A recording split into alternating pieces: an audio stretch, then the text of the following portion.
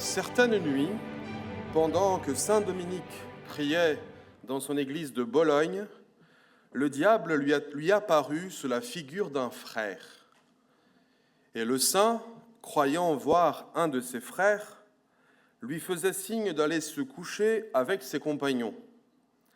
Mais le diable, par dérision, lui répondait en lui adressant les mêmes signes de tête.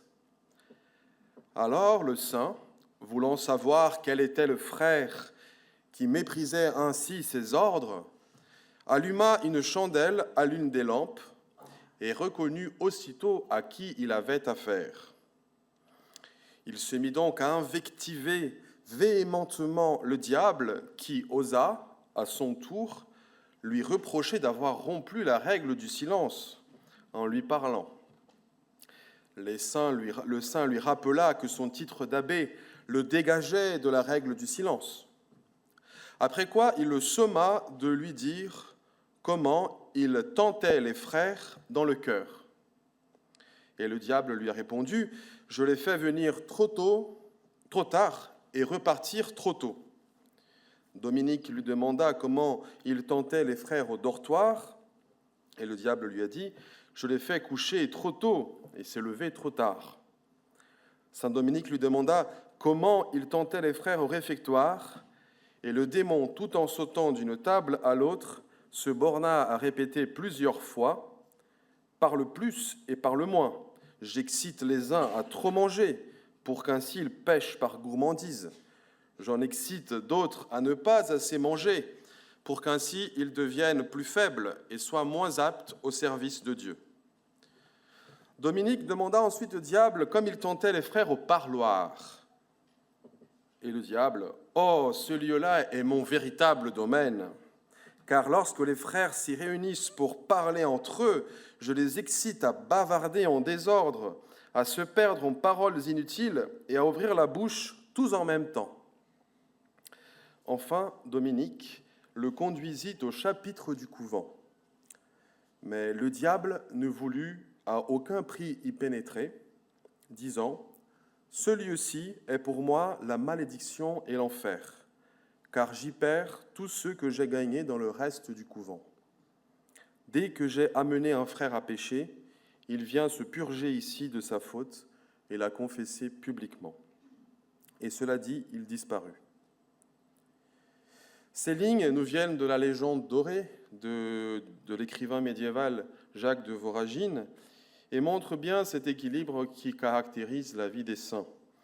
D'un côté, l'autorité de saint Dominique abbé est affirmée et louée, et d'un autre côté, l'importance de cette salle du chapitre est mise en avant.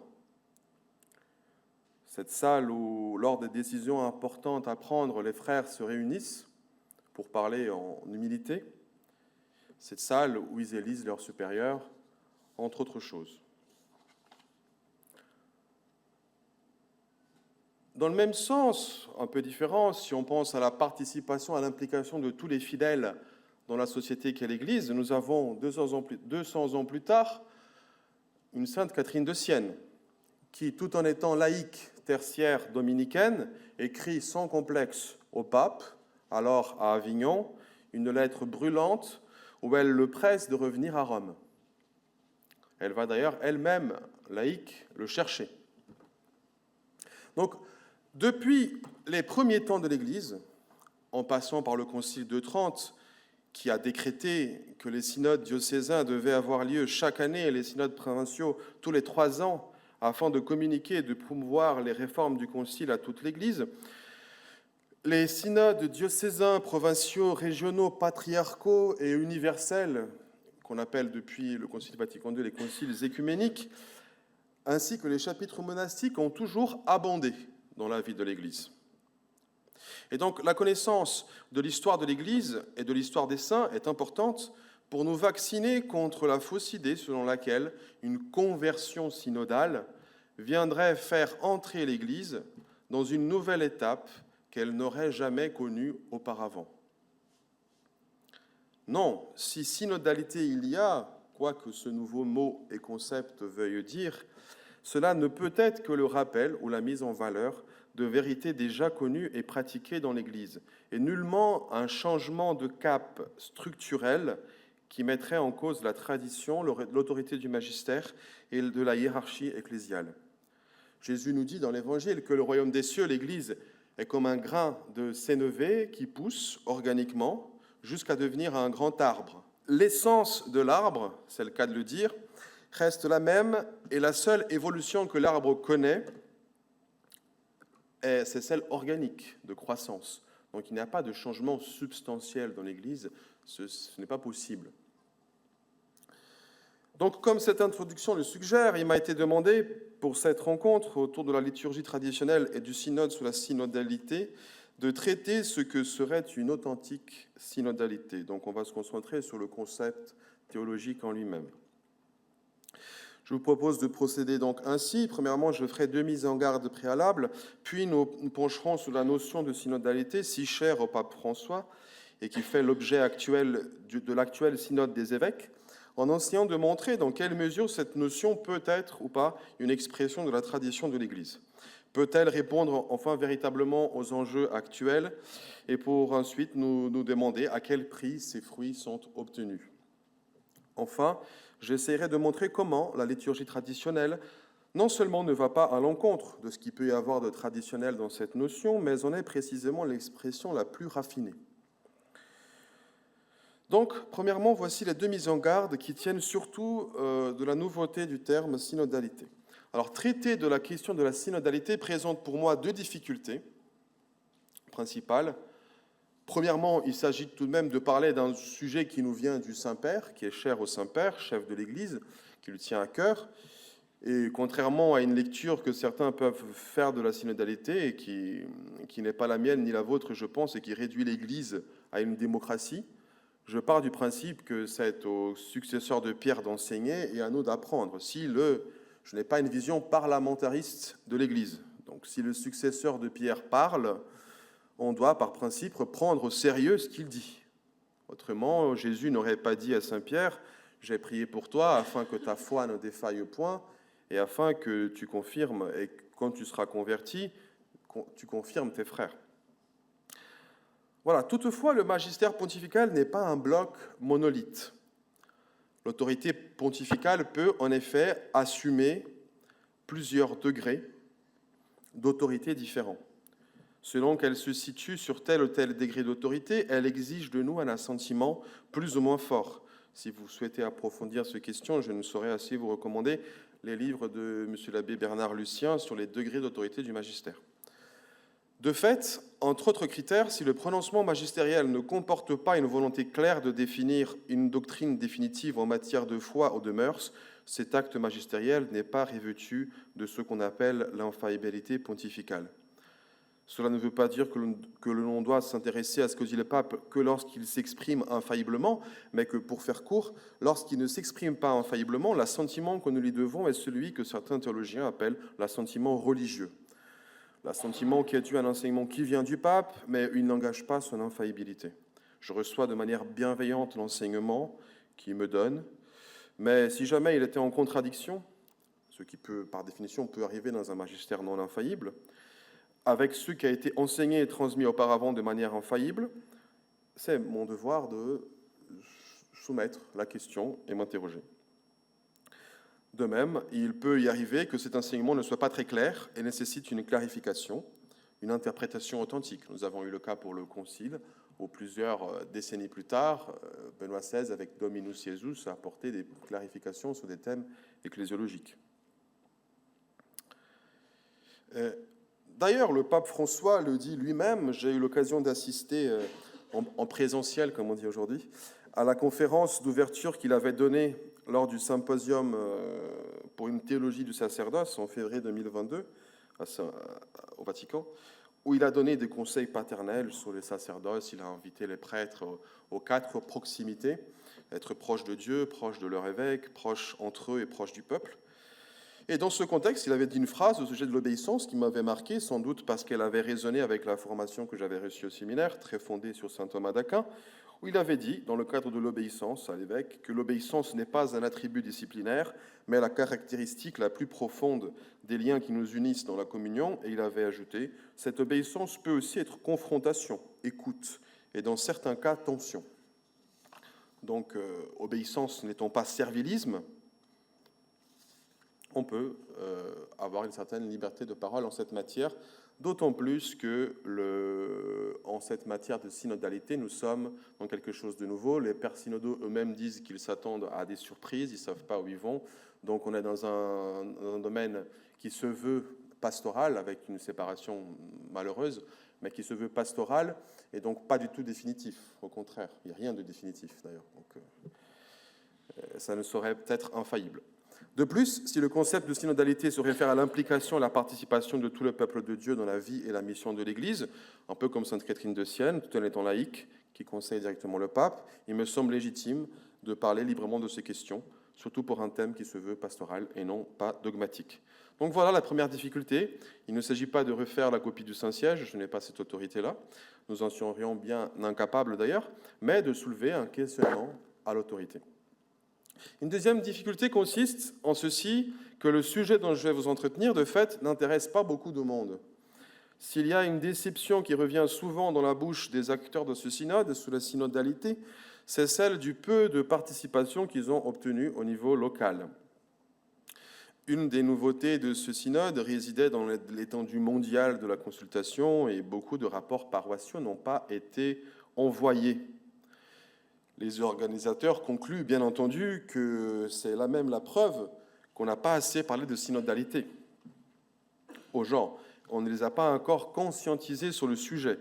Donc, encore une fois, voilà, je ne veux pas être de ceux qui transforment le sensus fidelium en une sorte d'oracle aveugle et démagogique. Autrement dit, ce n'est pas parce qu'une décision ou orientation de l'autorité est impopulaire qu'elle est forcément mauvaise, mais peut-être que le fait que cette notion de synodalité n'est pas raisonnée comme importante, ni même chez les curés de paroisse qui sont tout de même formés en philosophie et en théologie, est un indice important, d'ailleurs des curés de toute orientation dans l'Église, qui sont formés en philosophie et théologie, est un indice important que nous fournit ce même sensus fidelium.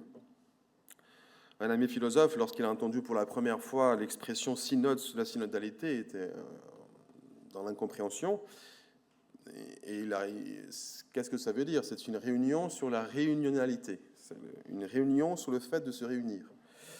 Donc bref, l'expression n'est pas accessible et compréhensible facilement par tous, d'où certainement le peu d'intérêt qu'elle suscite. Ces deux difficultés s'enracinent ici, me semble-t-il, dans une difficulté fondamentale première, le fait que le mot synodalité est un néologisme, à tel point qu'en dactylographiant ce texte sur mon ordinateur, j'ai dû apprendre ce mot à Word qui s'entêtait à le souligner en rouge, ce qui n'était pas le cas pour le substantif synode ou l'adjectif synodal. Et les mots sont importants. Vous savez, Aristote nous dit que dans les discours, nous utilisons des mots pour nous référer aux choses que nous avons d'abord connues. Cela forme le trépied de notre connaissance. Les mots signifient les conceptions de notre esprit, nos idées, et à travers celles-ci, les choses. Les mots sont des signes de nos concepts, sont des signes conventionnels institués par les hommes qui donnent nom aux choses qu'ils connaissent. Et le concept de notre pensée, nos idées, sont des ressemblances, des signes de la réalité qu'on appelle ressemblances, des similitudes. Et donc, pour Aristote, les mots sont des signes de nos pensées qui sont, elles, ressemblances par rapport à la réalité. Donc, grâce à ce trépied, mot, concept, chose, je peux désigner la chose, objet de ma connaissance. Et grâce à cela, nous pouvons communiquer et parler des mêmes choses. Donc voilà, ce détour par la théorie de la connaissance aristotélicienne m'a paru nécessaire du fait qu'en matière de synodalité, nous sommes devant précisément d'une difficulté avec les mots.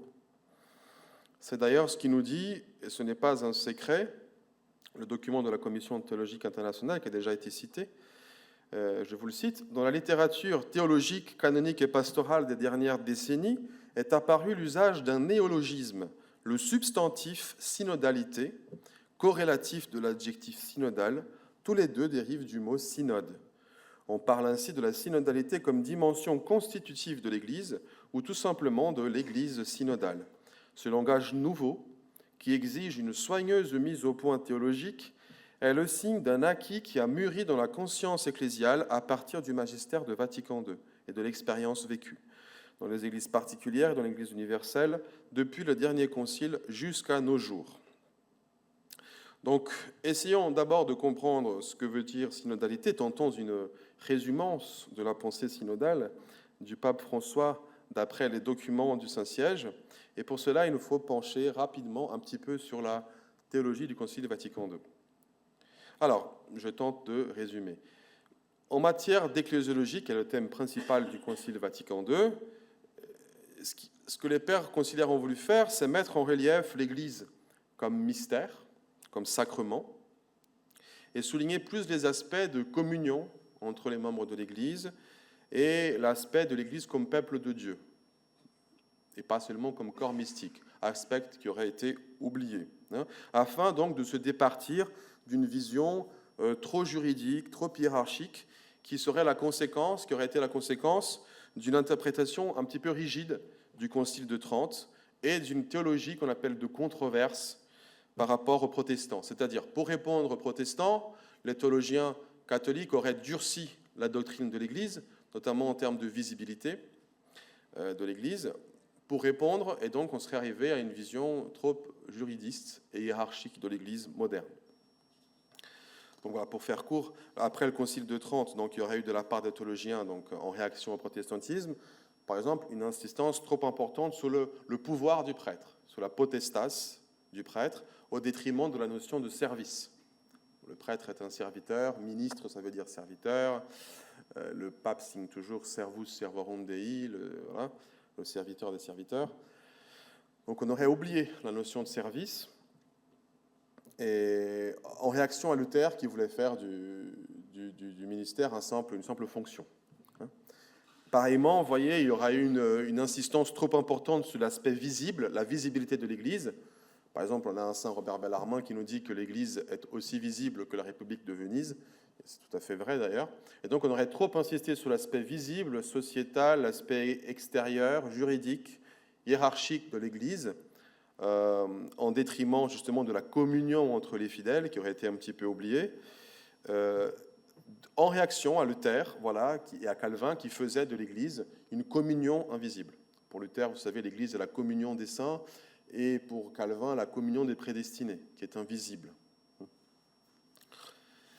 Alors, le terme synodalité, quant à lui, est une formulation théologique encore plus innovatrice et récente, qui serait dans la continuité de ces nouveautés de Vatican II, apportées par le Concile de Vatican II lui-même. Je vous donne quelques exemples d'innovation de Vatican II en matière d'ecclésiologie. Vous avez, par exemple, dans le document Unitatis Redintegratio, les termes de communion parfaite ou imparfaite. Ça, c'est une nouveauté. Maintenant, pour parler des communautés séparées, des protestants et des orthodoxes, on ne parle pas d'appartenance ou non-appartenance à l'Église, mais on dit ces communautés-là, où il y a des baptisés, sont des communautés qui sont en communion imparfaite avec l'Église. Justement parce que comme on se réfère maintenant à l'Église plutôt comme peuple de Dieu et pas comme corps mystique, évidemment, ça n'aurait pas de sens de parler à un membre qui appartient imparfaitement à un corps. Ça n'a pas de sens. En revanche, avec la métaphore de peuple de Dieu, cela est possible, parce que je peux quitter un peuple, comme les Canadiens, par exemple les Français qui se sont installés dans un autre pays, qui parlent encore le français, qui gardent quelques restes du peuple, et qui donc sont une sorte de communion imparfaite. Donc on peut justifier comme ça la présence d'éléments ecclésiaux dans une autre communauté. Donc voilà, ça ce sont des innovations. On ne parlait pas comme ça auparavant. On disait que bien sûr un protestant, un orthodoxe pouvait se sauver par une appartenance invisible à l'Église, donc malgré cette religion.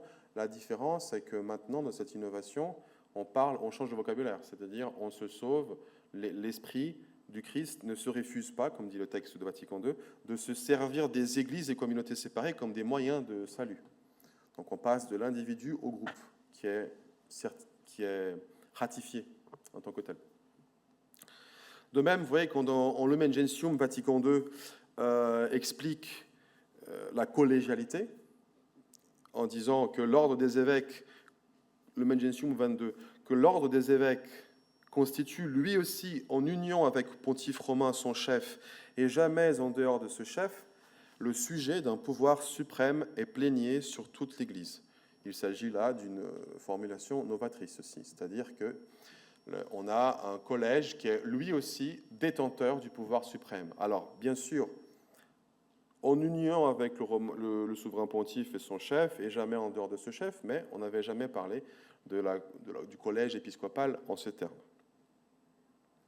Donc, évidemment, pour que ce texte soit interprété correctement, puisqu'il est porteur d'une certaine ambiguïté, il faut interpréter cette collégialité dans le sens où elle s'exerce seulement sous l'autorité du souverain pontife, comme un instrument.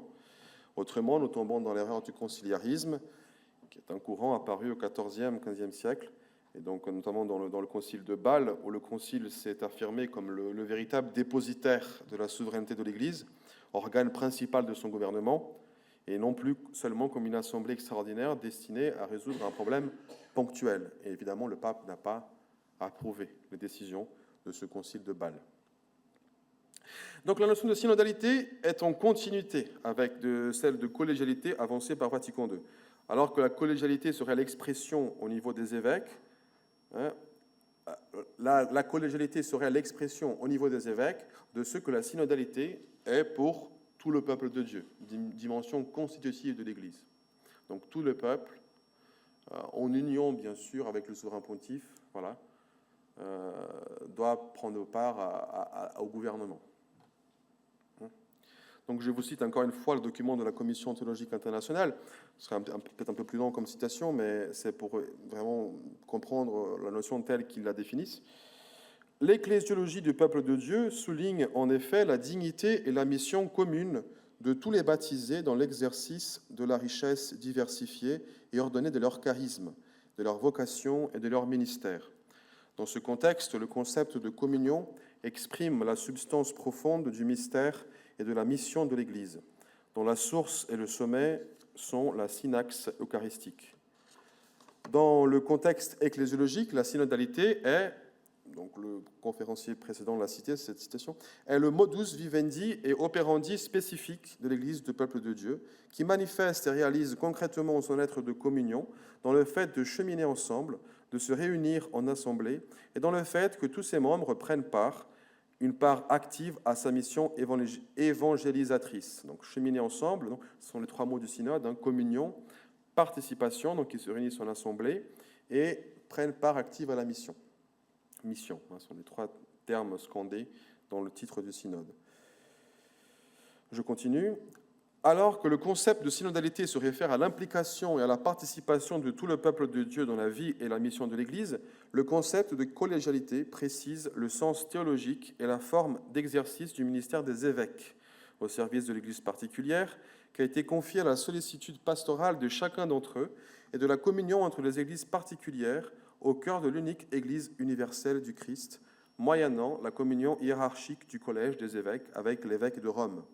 La collégialité est ainsi la forme spécifique sous laquelle la synodalité ecclésiale se manifeste et se réalise à travers le ministère des évêques au niveau de la communion entre les églises particulières d'une région et au niveau de la communion entre toutes les églises dans l'Église universelle. Donc toute manifestation authentique de synodalité implique, par sa nature, l'exercice du ministère collégial des évêques. Évidemment, tout cela est vu comme une condition préalable et indispensable pour un nouvel élan missionnaire qui engage la totalité du peuple de Dieu.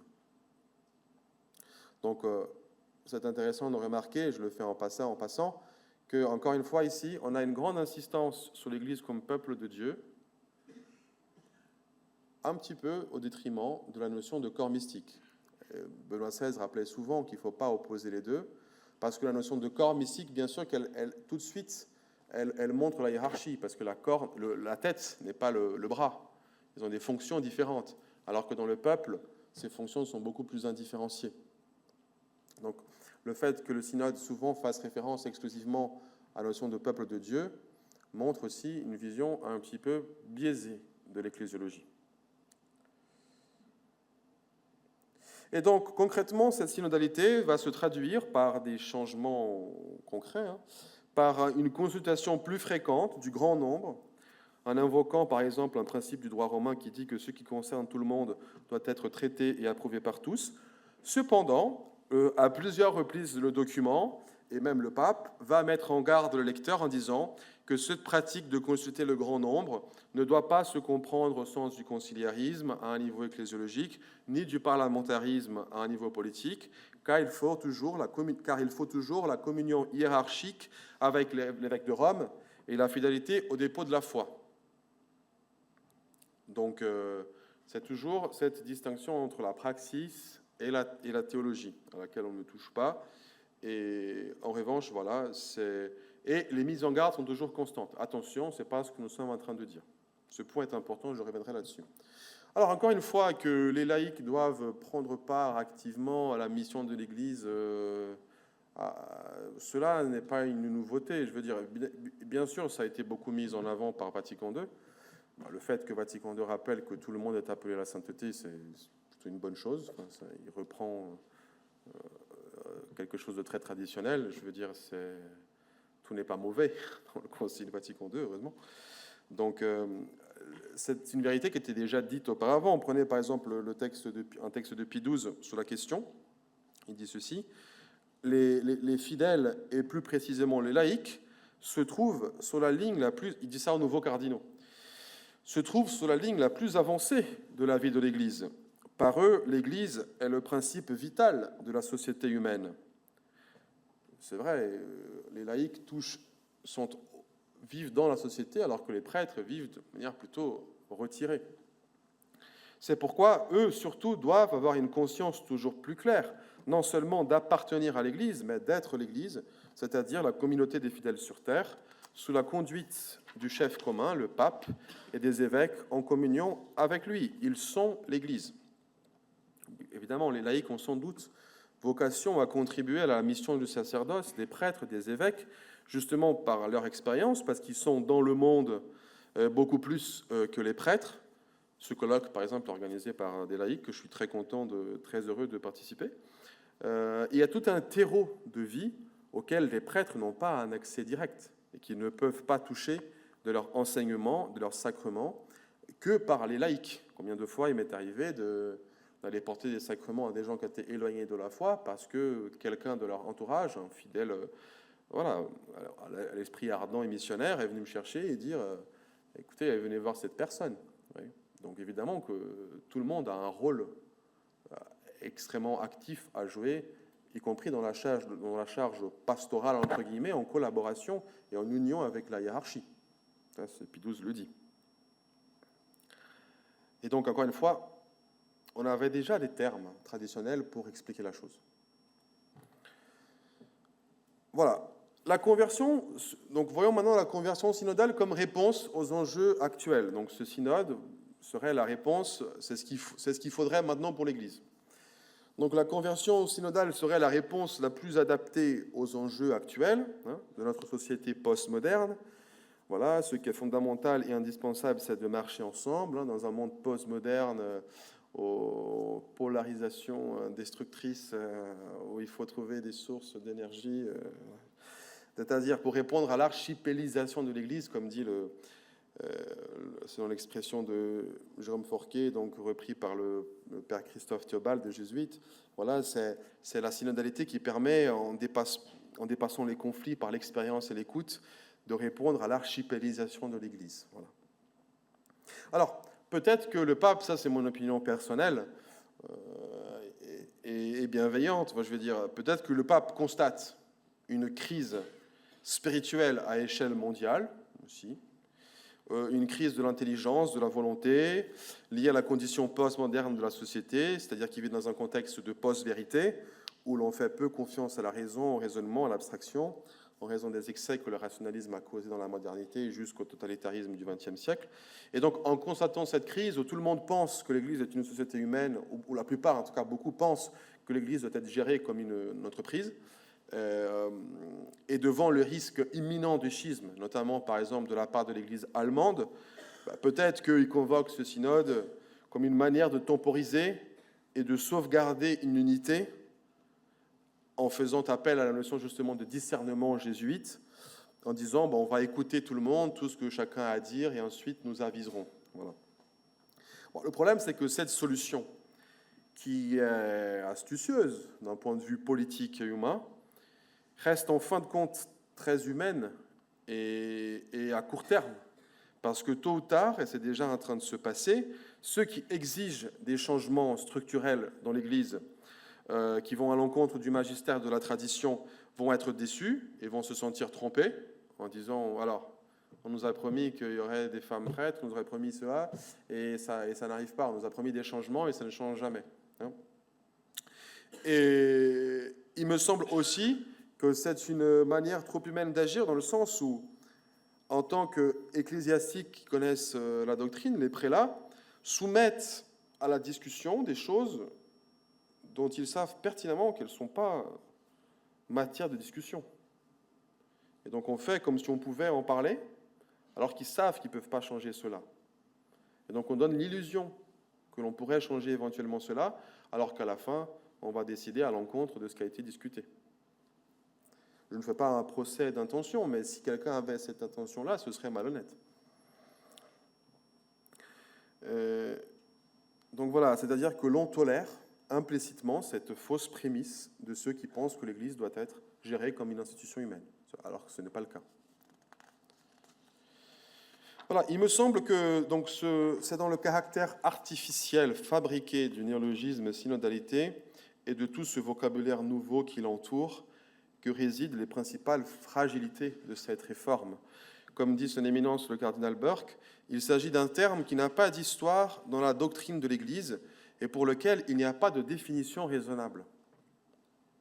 Donc le danger est donc de partir d'un terme flou et mal défini, qui n'est pas du tout universellement accepté, qui manque d'une définition claire, et pour faire des réformes et demander à tous une conversion de l'Église, qui en plus d'être une sainte catholique apostolique doit aussi être synodale. Voilà. Et donc il demeurera souvent la même ambiguïté.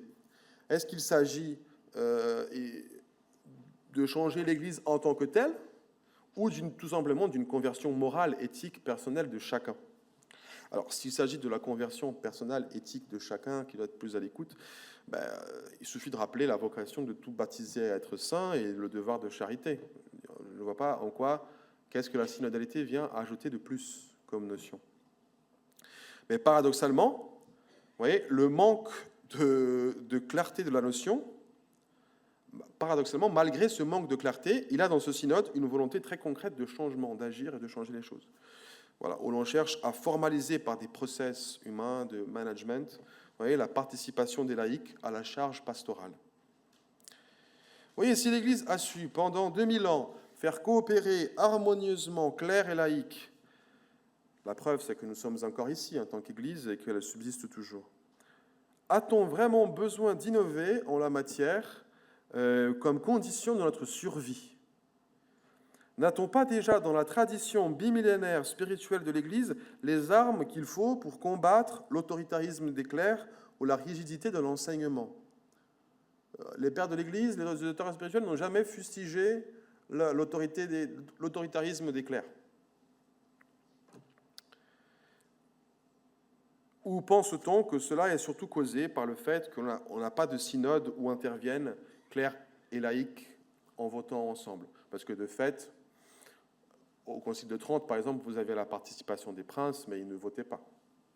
Et donc, ce serait une nouveauté maintenant d'avoir des synodes où tout le monde vote, tout le monde participe à titre délibératif, plus ou moins, parce qu'à la fin, la décision est prise tout de même, c'est le decision making, decision taking. Voilà. Est-ce que la mise en place de ces nouveaux processus humains permet vraiment de garder cet équilibre délicat entre hiérarchie et communion qui a toujours été sauvegardé dans l'Église? Ne craint-on pas ce qui s'est passé dans l'anglicanisme ou dans les communautés issues de la Réforme protestante qui, elles, ont mis en place ce genre de structure et finalement, historiquement, se sont largement éloignées des vérités fondamentales du christianisme? Même les communautés orthodoxes, qui sont souvent présentées au synode comme un modèle par rapport à l'Occident, qui aurait, lui, oublié la synodalité. Il me semble que c'est précisément l'attachement à Rome et à l'hiérarchie dans les églises occidentales qui a permis aux églises occidentales locales de toujours sauvegarder leur liberté et en ne se laissant pas, comme en Orient, s'inféoder aux gouvernements locaux et en devenant petit à petit autocéphales. Si l'Église latine, les églises locales occidentales, romaines, ont toujours gardé leur liberté par rapport à l'État, malgré ça n'a souvent pas été simple, à cause de l'intervention, de nombreuses interventions de l'État, mais grâce à cet attachement à Rome, on a toujours gardé cette liberté par rapport aux gouvernements locaux. Donc en fait, on touche à des choses à des manières de faire qui non seulement n'ont pas donné de preuves dans le temps, mais les preuves qui ont été données dans d'autres communautés montrent plutôt que ça n'aboutit pas à la fidélité à la tradition. D'ailleurs, un auteur a récemment parlé de ce synode comme une boîte de Pandore. Je trouve que l'image est intéressante. Enfin, on innove, on sort des sentiers traditionnels, ce qui a toujours fonctionné. On sait ce qu'on perd, on ne sait pas ce qu'on gagne. Voilà, on observe encore les dangers de l'ambiguïté. Si le document de la Commission théologique internationale ainsi que le pape sont obligés tout le temps de mettre en garde les artisans du synode contre une dérive conciliariste ou parlementariste, c'est que le mot lui-même, le concept en lui-même, les mots et le concept prêtent largement le flanc à ce genre d'interprétation, de le fait qu'on soit obligé constamment à mettre en garde contre une dérive conciliariste ou parlementariste. Les uns, donc par conséquent, la conversion synodale à laquelle le synode appelle de ses vœux et qui est censée opérer l'unité concrète entre les chrétiens dans l'Eucharistie, du fait de cette polysémie intrinsèque, cette ambiguïté, s'avère souvent inefficace et divise plutôt que rassembler. Les uns sont déçus parce que le synode n'apporte pas les changements humains de l'Église qu'ils espéraient, et d'autres sont déconcertés parce qu'ils ne comprennent pas ce langage théologique nouveau, plutôt abstrait et technique. Donc le manque d'enracinement de ce concept, de ce mot dans la tradition, ne se trouvant même pas dans le Concile Vatican II, font qu'il n'arrive pas naturellement à s'imposer à tous et a besoin d'être martelé par des moyens qui ressemblent à ceux d'une propagande. Nous avons encore une fois ici, comme dans Amoris Laetitia et dans Fiducia Supplicans, une théorie de la praxis. L'on poursuit un but soi-disant pastoral que l'on cherche à justifier artificiellement par des concepts théologiques. Donc on dit, il me faut ceci, il me faut la synodalité, et je demande aux théologiens, voilà, c'est notre domaine, à la commission théologique, de me fournir un texte qui montre que la synodalité existe dans l'Église. Voilà. D'où le caractère extrêmement artificiel de ce texte de la commission théologique internationale. On m'a dit qu'il faut chercher ça dans la tradition, en fait. Voilà, c'est l'impression que ça donne quand on le lit. Et donc, le manque d'assises dans la tradition, dans les pédagogies traditionnelles de la foi, fait qu'il n'arrive pas à s'imposer de manière naturelle et donc doit être imposé à coup de décret et finalement, paradoxalement, de manière peu synodale. Il me semble que pour une authentique synodalité, il est important aussi de considérer non seulement que nous marchons ensemble avec nos contemporains, ça c'est vrai, mais aussi et surtout avec tous ceux qui nous ont précédés et qui sont bien plus nombreux que nous. Et cette dimension est très absente. Dans les documents, on voit très peu le magistère précédent à Vatican II être cité, ou des références antérieures. Vous voyez, si la pastorale, si on sépare pastorale de théologie, vous voyez, si la pastorale ne se reçoit pas de la théologie, on est dans une fabrication, on n'est pas dans une réception. Et on va à l'encontre de la dimension de réception qui constitue la doctrine catholique. Jésus-Christ lui-même dit « Ma doctrine n'est pas la mienne, mais celle de mon Père qui m'a envoyé. » Imaginez-nous donc, oui, notre doctrine n'est pas la nôtre, donc on doit la recevoir.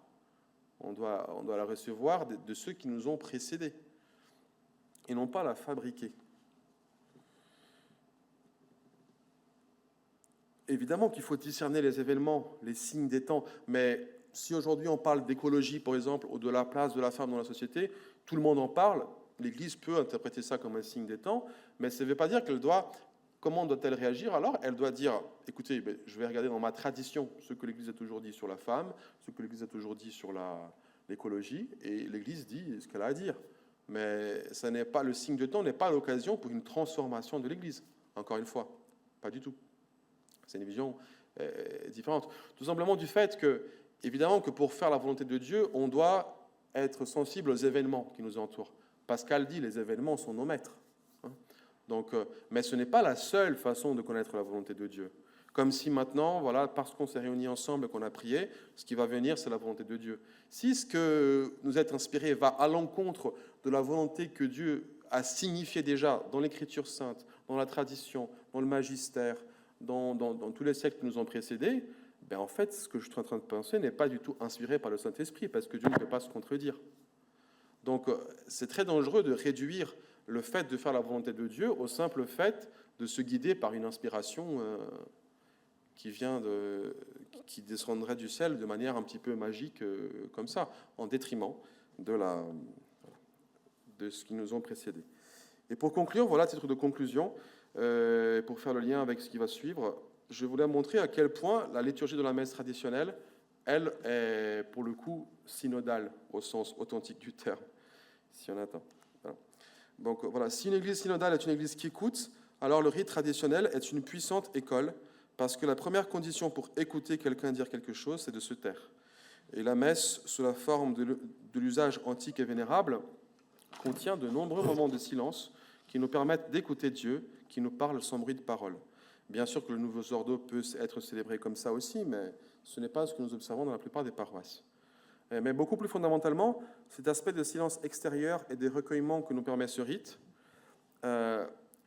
au-delà de cet aspect de silence extérieur, tout dans ce rite pousse le prêtre et ceux qui assistent à un décentrement d'une grande envergure par rapport à la propre personne. Oui. Premièrement, vous donnez 3 minutes encore ? 2 minutes. Le fait de célébrer un rite qui, dans sa forme achevée, remonte pratiquement au Moyen-Âge, vous voyez que le résultat d'un développement organique depuis les temps apostoliques, alors que la réforme liturgique de 69 manifeste un caractère plutôt artificiel, où l'on passe de l'écoute réceptive plutôt à une fabrication réalisée par des spécialistes en sciences historiques, est symptomatique de cela. Vous voyez, c'est intéressant ce que dit le cardinal Ratzinger, je le cite, « Il n'y a pas de liturgie tridentine. Et jusqu'en 1965, personne n'aurait su dire ce que recouvrait cette appellation. Le Concile de Trente n'a fabriqué aucune liturgie. Et au sens strict, il n'y a pas non plus de missel de Saint Pie V. Le missel qui parut en 1570 sous l'ordre de Saint Pie V ne se différenciait que par d'infimes détails de la première édition imprimée du Missale Romanum, publiée 100 ans plus tôt. Ou encore, comme il a déclaré en 90, après le Concile, la liturgie fabriquée s'est substituée à la liturgie comme fruit d'un développement organique. Nous avons abandonné le processus organique et vivant de croissance et de développement au cours des siècles, et nous l'avons remplacé, comme dans un processus de fabrication, par une fabrication, un produit banal sur le champ. Deuxièmement, ce rite est centré sur la notion de sacrifice et manifeste sans ambiguïté que l'action qui se passe sous l'autel est le renouvellement, de manière non sanglante, du sacrifice du Christ. Et la notion de sacrifice est porteuse d'une oblation, donc d'un abandon de soi-même, un abandon total à Dieu, qui implique un décentrement du sujet très important aussi. Troisièmement, du fait de l'orientation du célébrant et des fidèles vers l'Orient, formant une sorte de procession, cela met de manière manifeste en évidence le caractère de ce peuple de Dieu qui marche ensemble vers l'Orient, vers le soleil levant, vers le Christ qui doit revenir à la fin des temps, et on ne peut plus éloquent. Alors que la célébration en cercle fermé peut attirer beaucoup l'attention sur la personnalité du prêtre, ses traits physiques, sa voix, sa créativité, faisant écran au mystère, l'usage ancien permet de ce décentrement bien plus radical au profit d'une réalité mystérieuse de l'Église. Quatrièmement, enfin, comme explique Catherine Pickstock, qui, tout en étant anglicaine, a su faire une excellente critique de la liturgie post-conciliaire, le rite romain médiéval manifeste à sa façon le caractère limité et imparfait du langage humain, notamment par le grand nombre de répétitions que cette liturgie et des formules qu'elle appelle balbutiantes, voyez, qui ont été supprimées beaucoup par la réforme liturgique, notamment les répétitions. Le rite romain traditionnel regorge de formules répétitives pour montrer que la gloire totale de Dieu est encore à venir dans la fin des temps et que notre langage est incapable de dire parfaitement Dieu. Donc on se répète comme quelqu'un qui est amoureux et qui répète souvent la même chose. Le langage liturgique de la messe traditionnelle est aussi à la fois précis et très allusif. il est symbolique. Il révèle et il cache en même temps, alors que la réforme post-conciliaire est très marquée par le fantasme de la transparence, par une parole qui se veut suffisante pour exprimer le divin. Bref, c'est un rite qui, s'il est bien vécu, c'est-à-dire non pas dans une forme d'esthétisme formaliste, peut-être pour ceux qui célèbrent et qui assistent, une véritable école d'humilité et de communion. Ce rite, qui par son ancienneté transcende dans sa forme même les dichotomies de la modernité entre autorité et communion, auxquelles le synode, lui, ne semble pas échapper par ses nombreux paradoxes, est-ce que ce rite ne serait-il pas une réponse aux problèmes actuels ? Enfin, vraiment pour conclure, en étant que simple prêtre sans autorité, je ne peux conclure que par des questions qui font exprimer ma perplexité, qui subsiste même après avoir un peu travaillé la question. Ce renouveau très important du vocabulaire ecclésiologique, dont la conférence précédente a donné quelques exemples savoureux, notamment en termes de synodalité, ne serait-il pas finalement redevable de cet esprit moderne qui cherche plutôt à façonner qu'à recevoir et qu'il prétend combattre ?